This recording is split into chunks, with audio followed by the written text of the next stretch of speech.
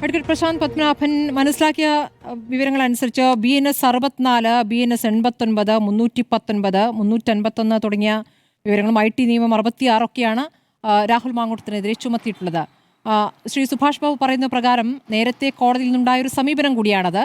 ഇപ്പോൾ വിവാഹിതയായ ഒരു സ്ത്രീ ബലാത്സംഗം ചെയ്യപ്പെടില്ല എന്നൊരു അനുമാനത്തിലേക്ക് കോടതി എത്തുമോ? അപ്പോൾ കോടതി അതിൽ പരിശോധിക്കുക സ്ത്രീയുടെ സദാചാരമാണോ? അങ്ങനെ ഒരു സംശയം നിലനിൽക്കുന്നു. ഇപ്പോൾ പറയുന്ന മൂന്നാമത്തെ പരാതിയും ഒരു വിവാഹിതയുടേതാണ്. അപ്പോൾ ബലാത്സംഗം എങ്ങനെ തെളിയിക്കപ്പെടും? അഡ്വക്കേറ്റ് പ്രശാന്ത് പത്മനാഭൻ, അതിനെന്ത് തെളിവ് യുവതി കൊണ്ടുവയ്ക്കേണ്ടി വരും?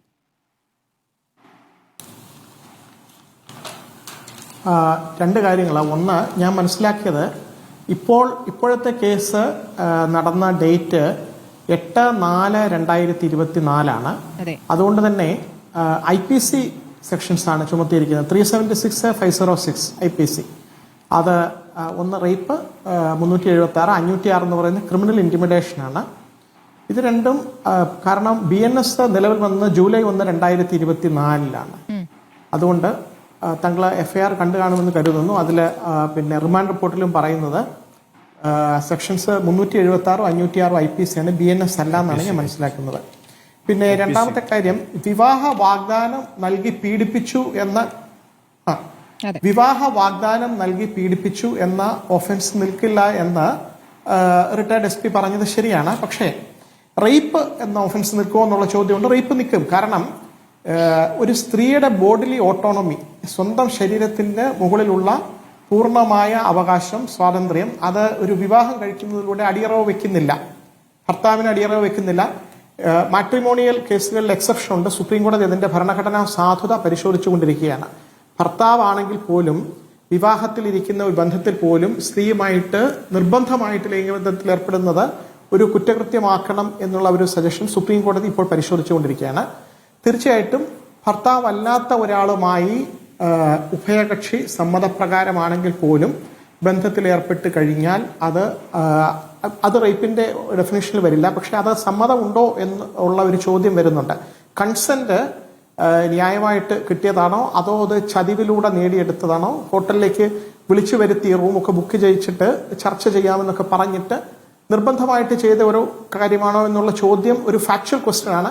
ആ ചോദ്യം പരാതി വായിച്ചു കഴിഞ്ഞാൽ ഈ പരാതിക്കാരിയോട് സഹതാപം തോന്നുന്ന രീതിയിലുള്ള വളരെ പ്രത്യേകതകളുള്ള ഒരു കേസാണ്. ഇവിടെ നേരത്തെ സംസാരിച്ചിരുന്ന സ്ത്രീകളൊക്കെ സൂചിപ്പിച്ചതുപോലെ നമുക്ക് തീർച്ചയായിട്ടും ഇതിൽ വളരെ ഖേദകരമായിട്ടുള്ള ഒരു പ്രവൃത്തി രാഹുലിന്റെ ഭാഗത്തു നിന്നുണ്ടായതായിട്ട് മനസ്സിലാക്കും. പക്ഷേ അദ്ദേഹം ഇവിടെ ഇല്ലാത്തത് കൊണ്ടും ആ ഭാഗം കേൾക്കാത്തതുകൊണ്ടും കോടതിയിൽ പരിഗണിക്കപ്പെടേണ്ട ഒരു വിഷയമായതുകൊണ്ടും അതിന്റെ ഡീറ്റെയിൽസ്, അതിന്റെ ഫാക്ച്വൽ ആയിട്ടുള്ള ഡീറ്റെയിൽസിലേക്ക് പോകുന്നില്ല. പക്ഷേ രാഷ്ട്രീയമായിട്ട് ധാർമ്മികമായിട്ട് ഇങ്ങനെയുള്ള കാര്യങ്ങൾ നേരത്തെ അറിയാമായിരുന്നെങ്കിൽ അത് ഏത് സന്ദർഭത്തിലാണ്, എങ്ങനെയാണ് കൺസെന്റ് നേടിയെടുത്തത്, അല്ലെങ്കിൽ എങ്ങനെയാണ് ഒരാളെ വശത്താക്കിയത് എന്നൊക്കെയുള്ള ചോദ്യങ്ങൾ അവിടെ നിൽക്കുന്നു.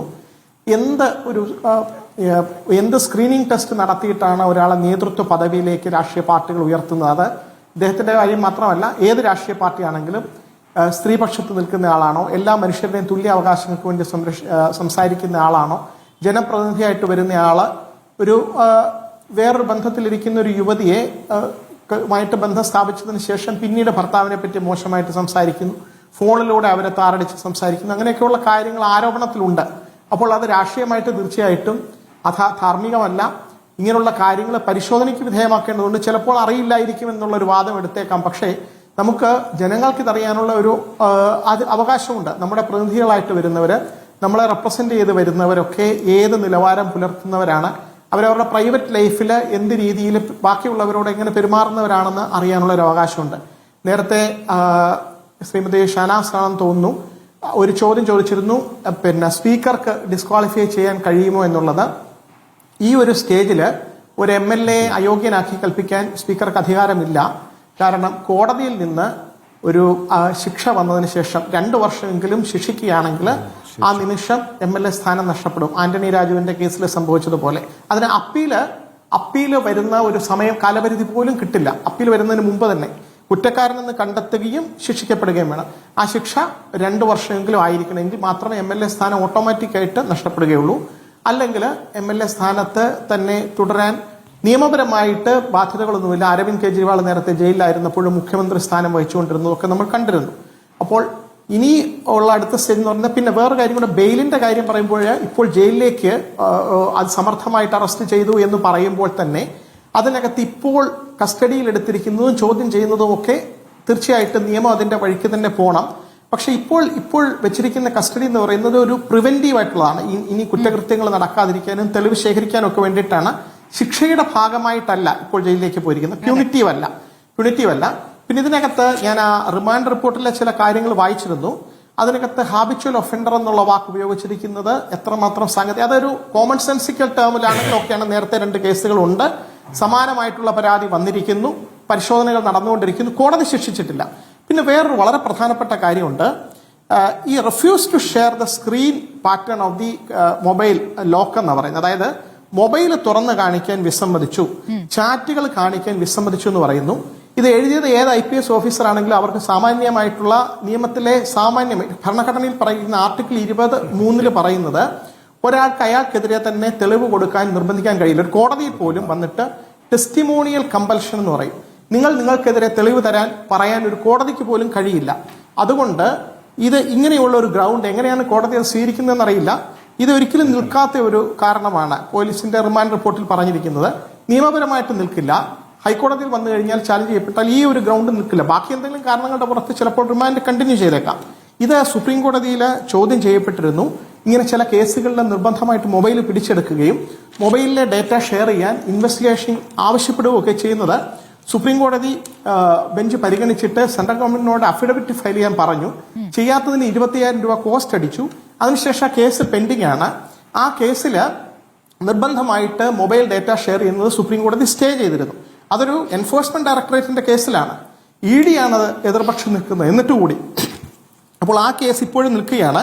17/2/2025 22/5/2025 ടാസ്മാക് എന്ന് പറയുന്ന കേസ്.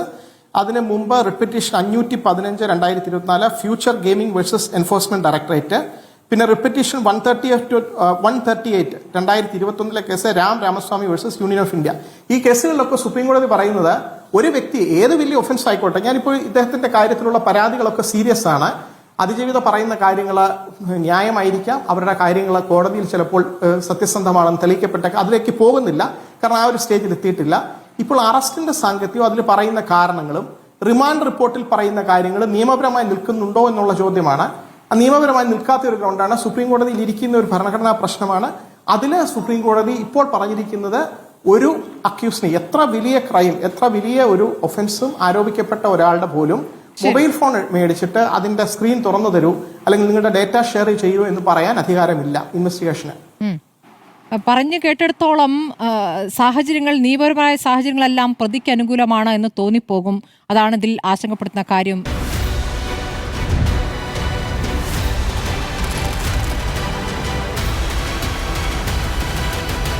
ഡിബേറ്റ് വിത്ത് സ്മൃതി പരുത്തിക്കാട്.